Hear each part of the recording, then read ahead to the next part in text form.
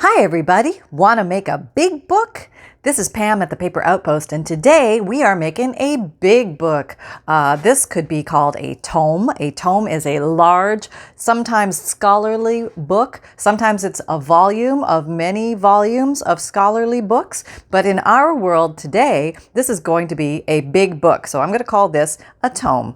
And a tome to me is a fatter book that houses lots of pages, lots of signatures, is constructed with a little bit more strength and a few different items and a few different techniques that I want to show you. Now, first, that being said, you don't need to use any of these techniques or any of these items in order to create your tome. You can certainly do it with simple items and it will still work. But I'm just going to introduce you to a few more things just so you can see some new techniques and tips. So there's going to be a lot of tips and techniques throughout this video.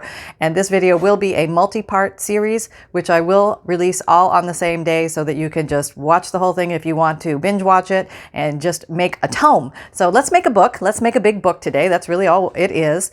And I'm just going to give you a tour. I'm not going to take you through a flip through of this because there's really nothing in it other than the pages, but I just wanted to show you the style we're going to do today. And I'm going to show you how to do this raised embossed finish as well, which is a nice way to decorate the front cover of a book with painting and embossing, which is very easy, very fun. And if you've never done it, it's worth exploring. And I'm going to also show you this technique on how to decorate your inside covers.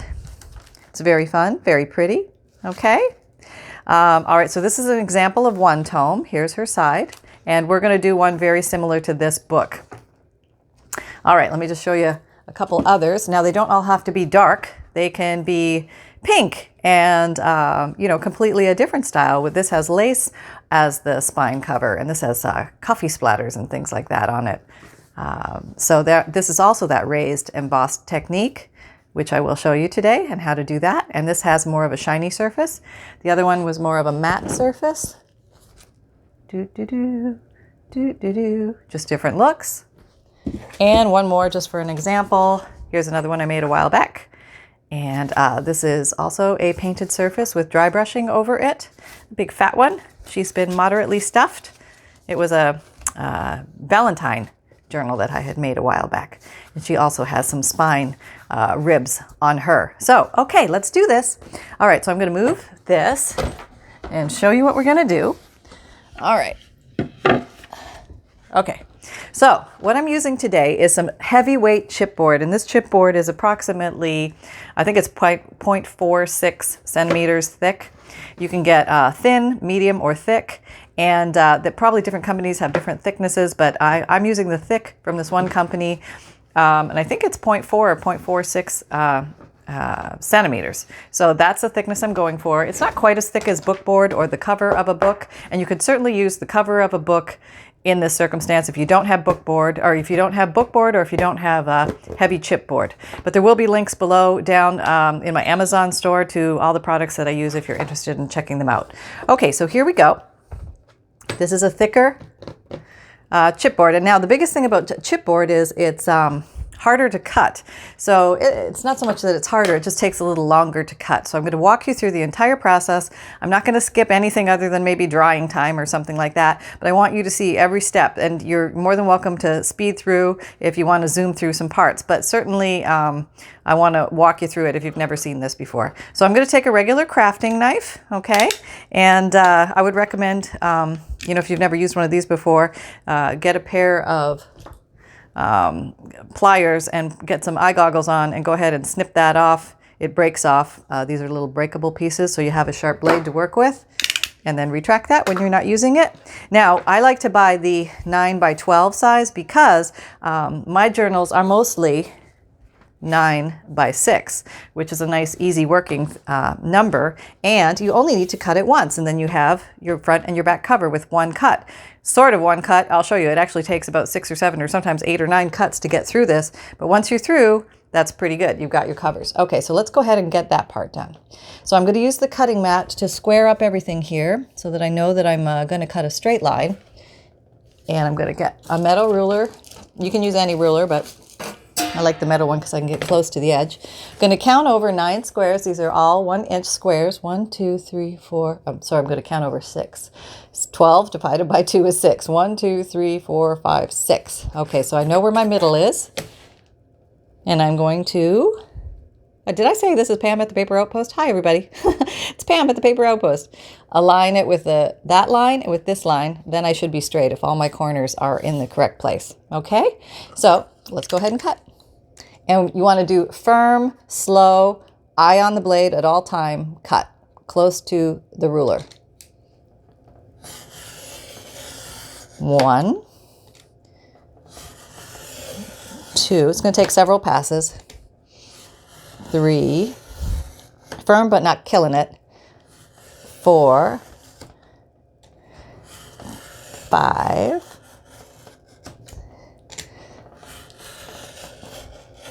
6, and 7. I'm getting close. I can feel it. 8. Okay, it took 8 that time. You never know. It all depends usually on the sharpness of your blade. Okay, so now we have our 2 covers, our front and back. So that's already done. Yay. Okay, we're halfway there. All right, so now what we're going to do next is we are going to take another piece and we need to make the spine. Now with this particular tome, I'm going to use a 2.5-inch spine. You can use any size you like. You can go bigger, smaller, totally up to you, but 2.5 inches is going to house 5 signatures with about 12 pages. That's going to be a very packed tome here. So just show you what it looks like. These are 5 signatures. A signature is the little mini booklet inside the booklet, inside the book. So I have 1, 2, 3, 4, 5 of those, and each one of these has 12 full pages in it. Then I fold in half. Okay, so they're full pages, 12 full pages per signature. Okay. All right, there we go. All right, so now I need a 2.5-inch piece off of this. Well, let's do that. Measuring it up here. Where's my ruler? There she is. I have to put on my serious pants on here to do all this because like this high tech. No, it's not really. Actually, there's not much difference between this type of bookmaking and other journal bookmaking other than these products are a little bit sturdier. Okay, so 1, 2, and a half. The half mark, if you've never seen this before, is that little dot on the cutting mark and the dot down here. So that's what you're going to be aligning. 1, 2, 3. Align the dots and then you're at the half mark. And, you know, you could do 3/4 or something, but you kind of have to guesstimate there a little bit with this one. All right, I'm going in. I'm checking my corners. Everybody's squared up. 1, don't hurry this part. 2, be safe. 3, 4. Now, if you don't have this and you're doing this with thinner pieces of chipboard or cardboard that you're gluing together, go ahead and cut them all separately. And then at the end, I would recommend just going around and using the sanding block to make the edges feel like they're part of one piece. Glue the edges together very well. Like I said, you don't need this particular chipboard. It's just, it's nice to have. So it's a nice to have if you have it. Look for on the back of drawing pads. A lot of artists' pads have thicker chipboard. That's another great resource for this thicker chipboard material. I'm almost there. That's my test. Not there yet. Almost. This could be it. Almost here. Okay, we are free. We are almost free. We are free. All right, so there I have my spine. Retracting. Clearing the deck. It's always good to clear the decks. Take off any pieces that you're not using because they can get confused with what you're working on, okay? Expect my video to roll over at around the 30 to 33 minute mark into the second video. That could happen. I might be distracted. Just want to let you know. Okay, so we have this and that is good. So far we are working with this and with this. Looking good, right? Okay, so starting to look like a book. Not taking too long. Now I also, since I'm in the cutting mode, I'm going to cut the ribs of my spine. And I happen to have a little piece left over, but just to make it easier, I'm just going to go ahead and use this piece. This might be a little bit thick. Let me see. I think it'll be okay. Maybe I'm just going to make 2 of these. Okay, so I'm going to make 2 of these. You can do 2 or 3 or 4 or 5, however many you like. They can be as thick or as thin as you like, but for simplicity's sake, I'm going to make these just a little shy of 2.5 inches. So more like 2.25 inches. So I'm squaring. Okay. 1, 2.5, so I know where that is. So I'm going to go a little bit shorter than that. You don't want it right to the edge of your spine because it will feel better in the book when you hold it in your hand if it's a little shy of the 2.5. So I would say like 2 3/4 is good. 2 7/8, anything like that. Okay. I think I'm going to cut this. I think I'm going to cut it. Yes. I'm going to make a mark on it. I don't know if I can cut it. I'm going to try. 2.5. It's just going to be wiggly under my hand. I don't want that. Okay. You can also use a guillotine cutter for this. So yeah, scissors cut this just fine. Okay. So actually, I think I'm going to make it a little thinner too. I don't want it to be so thick. All right, here we go.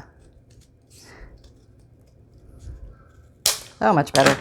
Okay, yeah. All right, so now that I have that, all I need to do is draw around with a pencil.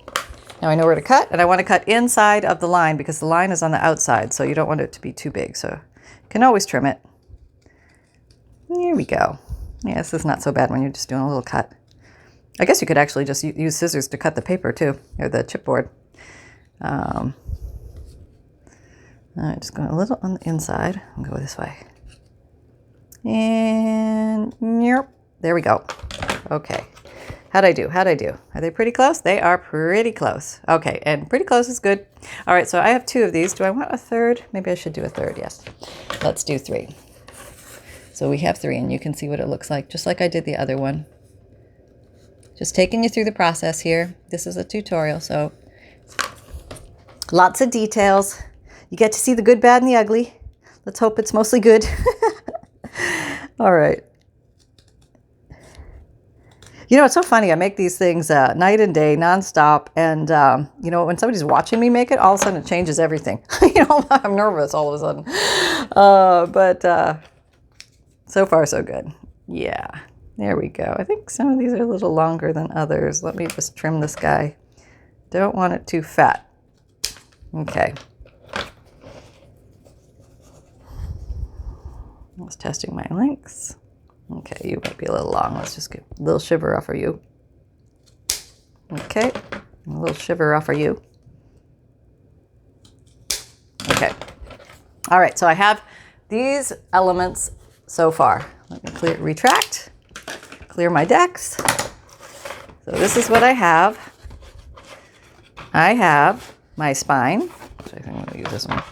I'm going to have my spine, my front and back cover, and then I have these 3 that are going to go on here when I'm ready. Okay, I'm just testing to make sure that they don't go over the edge. Don't want them to go over the edge. Okay, and they don't, so everything is A-okay. Very easy. All right, so next we're going to assemble the cover, and this is quite simple. Let me grab the Tyvek tape. I'm going to use Tyvek tape for this. Where did I put it? I got to find it. There it is, right in front of me where I left it. And Tyvek tape is a very strong tape with a very strong glue. I'm going to give you some options for this, but this is the one I generally prefer to work with just because I can rely on it. I know it's very strong. It's never going to tear. Okay, they use this when they're building houses, and it is water resistant, blah, blah, blah. Okay, so it's a great tape. What you can also use if you don't have Tyvek tape is you can use Tyvek envelopes that you get in the mail. They're the white, kind of, they're soft envelopes, but they're very hard to tear. You get them from the post office. You can glue them in place instead of using the tape. The only thing is that it will not tear, but you're as strong as your glue is. So that's 1 notch down. 1 notch down below that would be duct tape. A very strong duct tape would be good. And 1 notch down for that would be a packing tape, like a clear packing tape. And if I was going to use that, I would probably use a heavy duty packing tape just to handle the strength, because your spine needs to be strong in this case because it's going to handle a lot of signatures and potentially a lot of weight if you overstuff it like a chunky monkey like I like to do. Okay, so now what we do here, very simple process. We're just going to line up our little elements here to where we want them, and what we're looking for is a distance of about 1/4 of an inch between the spine and the cover. So let's just align that. A little more is better than a little less, or else your book will not close comfortably. So if you're worried if you should do a little more, a little less, edge for more. Okay, so I'm going to do that. It looks pretty much aligned to me. I'm going to take a little piece of tape. Whoop, oh, don't get stuck down. And you're stuck down. Okay, I'm going to take a little piece of, I'm not going to take a little, no, I'm not going to take a little piece of tape. He got stuck on me. Okay, we'll take a little piece of Tyvek tape. Because I had, no, yeah. Let me use the, let me use this because it's clear. I'm going to use this. And I'm used my teeth there, but you shouldn't use your teeth. That's what my mother always said. And I'm just going to put that here, push it down really well on either side because that's going to help this from migrating around while I'm trying to tape it with the Tyvek tape. Now, the Tyvek tape is super strong, okay? So you want to just do this once and nail it the first time, and you can't pull it up and reposition it. Where it goes, it goes.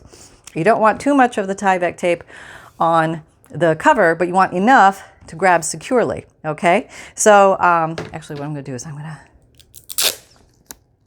to take a tiny bit of tape, and I'm just going to anchor the top, and I'm going to anchor the bottom so we don't have runaround. Nobody likes runaround. Okay, there we have that. Okay, so here we go. Now you're going to go longer than your piece, okay? Because we're going to do a wraparound. Okay, I have longer than my piece. And use my teeth again, but you really should cut it.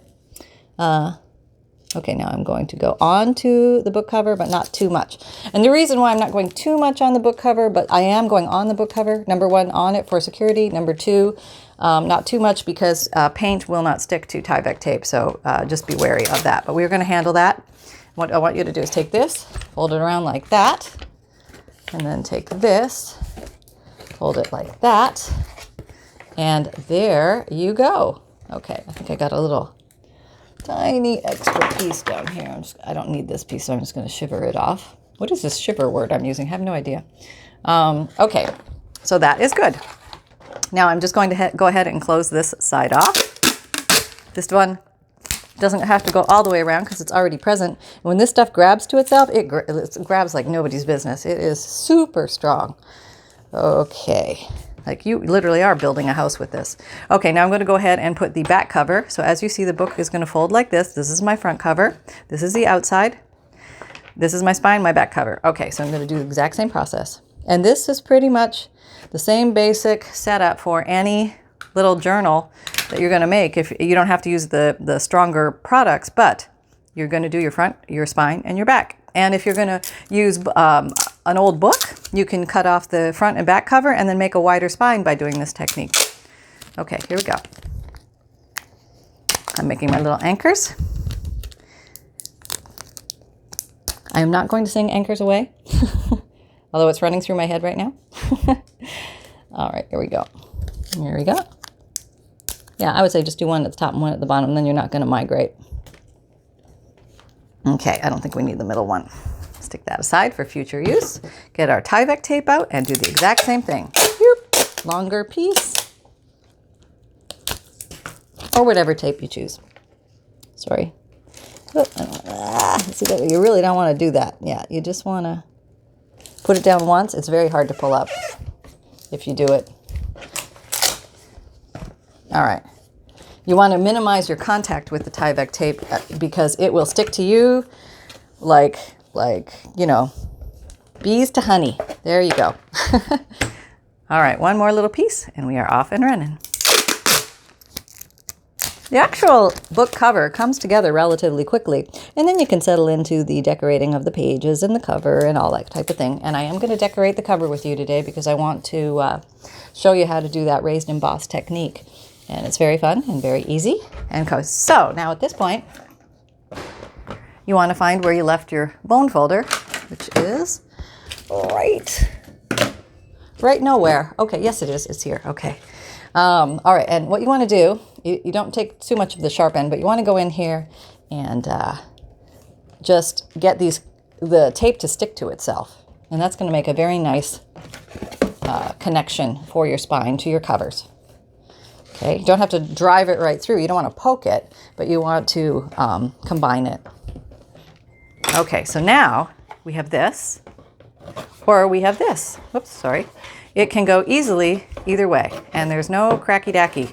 It's no cracking sounds, very smooth and very strong and very secure. So we are good. All right, so now, next thing we want to do is we want to paint our cover at this point.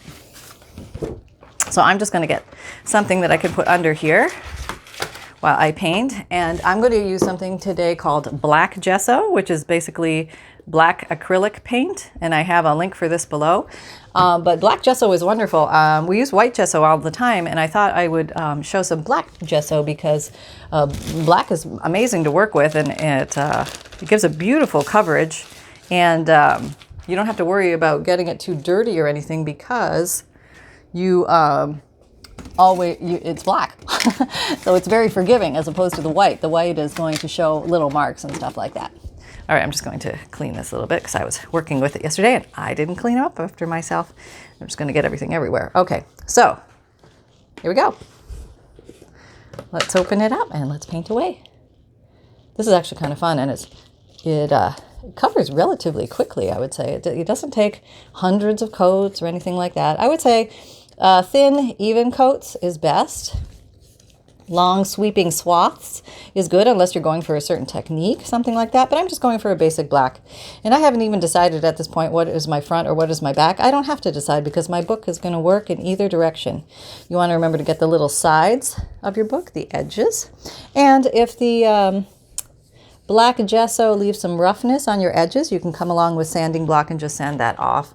And then it will be nice and smooth, which I will do as we progress. Okay, just painting. This is very fun, very relaxing. Just covering it up. It's okay to go over the Tyvek tape, but if you scratch it with your fingernail, it will just come off. But I'll show you how we'll deal with that. It's a very easy technique, so you don't have to worry about it coming off your tape of choice. Just going to go around the edges.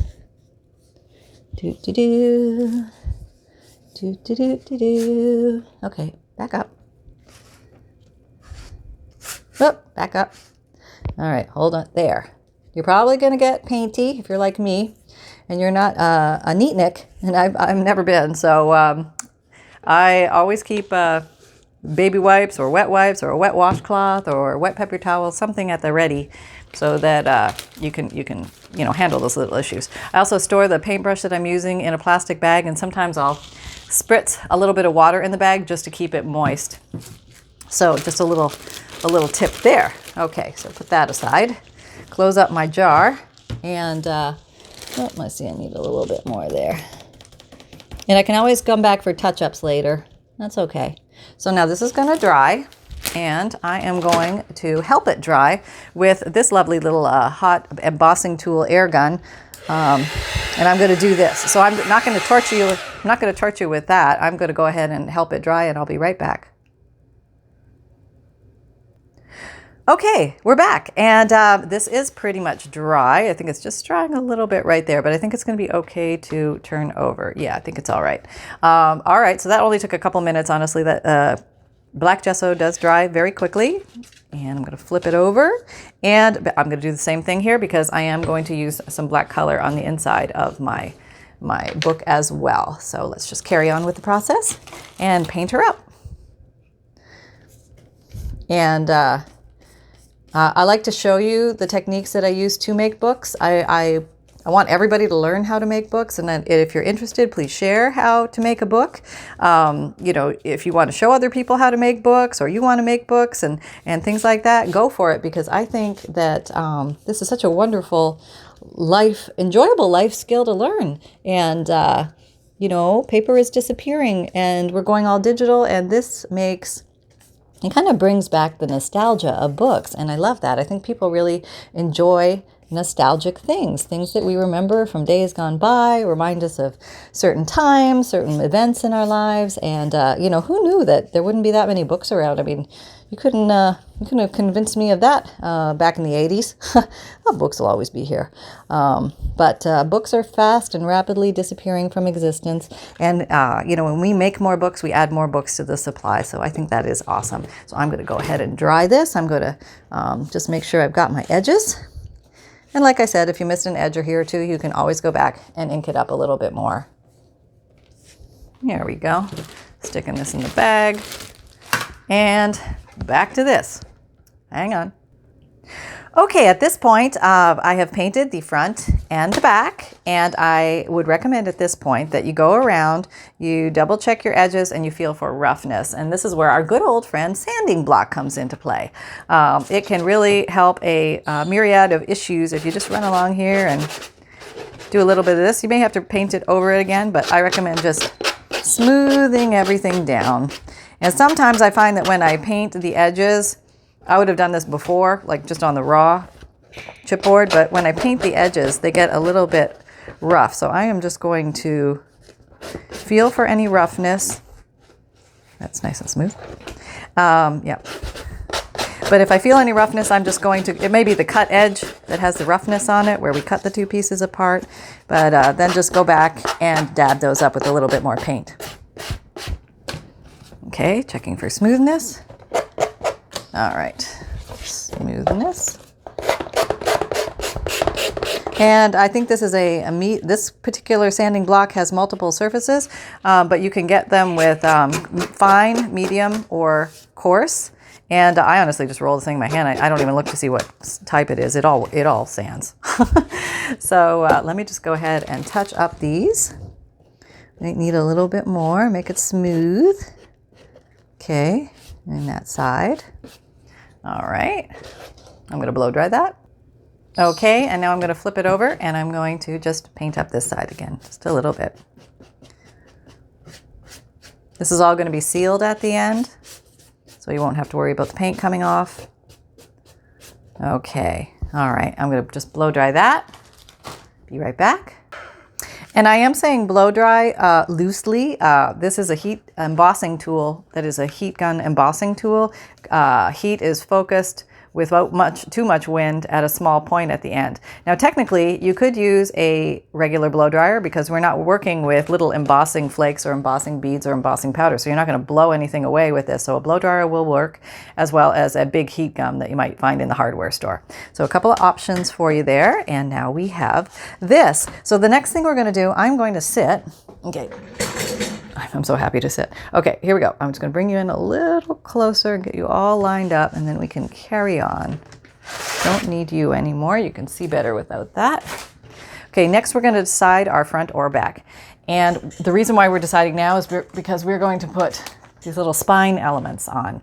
And once we do that, we have chosen our front versus our back, or the inside versus the outside of the book. So I'm just going to test my book and just make sure that it's happy, whichever way I want to flip it. And really, this book is not telling me that it likes one way more than the other. I'm just going to look at the surfaces, and I'm decide that this is going to be my front cover, okay? So that means this is going to be the exterior spine. You're too close, aren't you?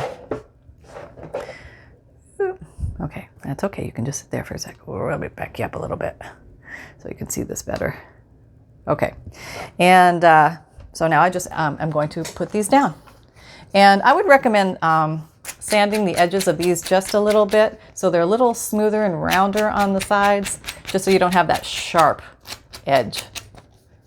You can do the sides, totally up to you, but I would definitely recommend doing the edges, the long edges. Okay.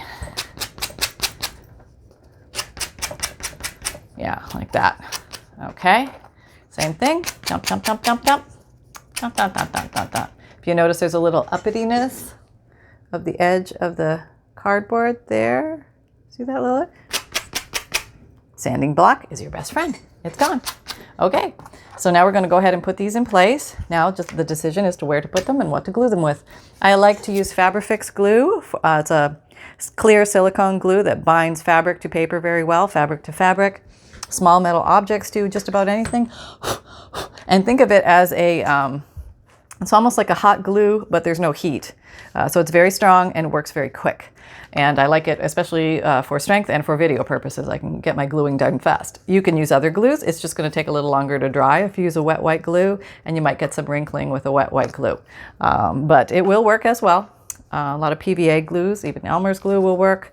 But this is an easy glue. There's not a lot of weight on this, or an easy thing to glue. I am just putting some glue on. Not too much. I'm going to use finger tool to spread it to the edges. I like to have good adherence. And your first one will dictate really where your other one's going to go. You know, you can do these any way you like. But I'm going to put mine about an inch below the top. Okay, and then I'll do this one an inch below the bottom. Oops, sorry. About that much glue. Can you see? Yep, okay.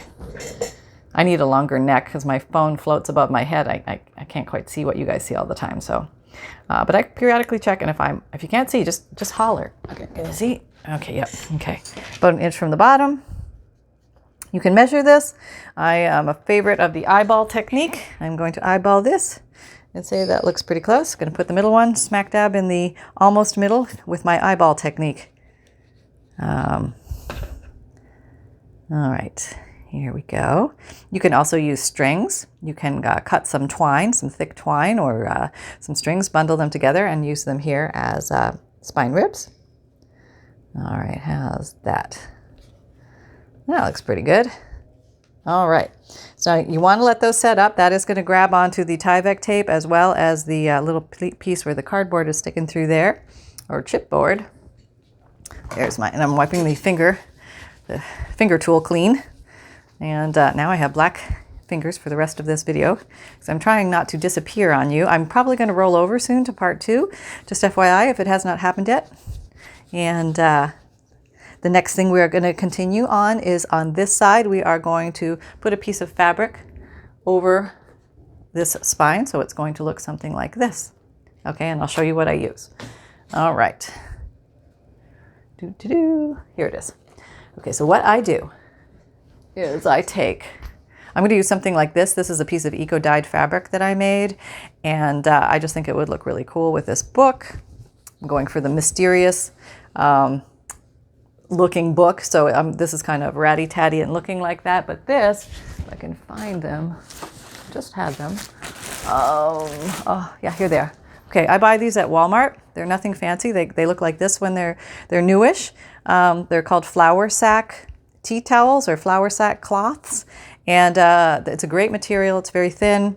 It's a cotton, and it's very easy to tear, that type of thing, and it works great in junk journals. So here we go, over there. All right, but this one, I played with it. Okay, and okay, so now all I do is I need to pick out a piece that I like, and then I need to cut it or tear it so that it's bigger than this tape, because you don't want the tape to be exposed, because that will come right off, okay? All right, so let's do this. I think I'm gonna go for the lighter color because I think the contrast is better for this particular book. So let's do that, all right. Let's just do a little cut here and then do a tear. You know how nice that is. Oh, no work involved at all. Very nice, very fun. And it gives you a really cool edge, the torn edge, okay? So, and I'm going to